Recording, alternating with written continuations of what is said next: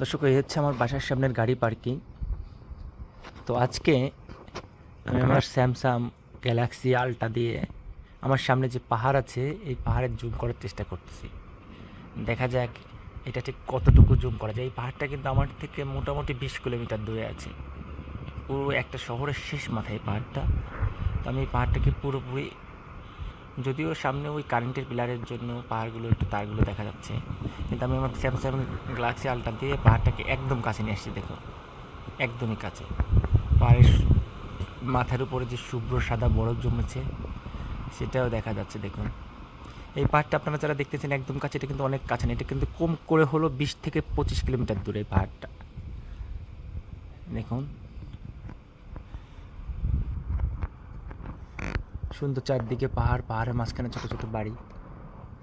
আমার অ্যাপার্টমেন্টের সামনে যারা সকালবেলা অফিস ছিল তারা গাড়ি নিয়ে বের হয়ে গেছে, বাকি পার্কিং লটে গাড়িগুলো পড়ে আছে, কোনো মানুষ নেই, জন্য কিছুই নেই। এই হচ্ছে নিরিবিলি সিমসাম একটা শহর।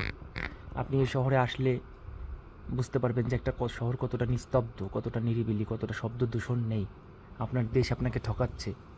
এখানে নেই কোনো পরিবেশ দূষণ, এখানে আছে বিশুদ্ধ খাবার,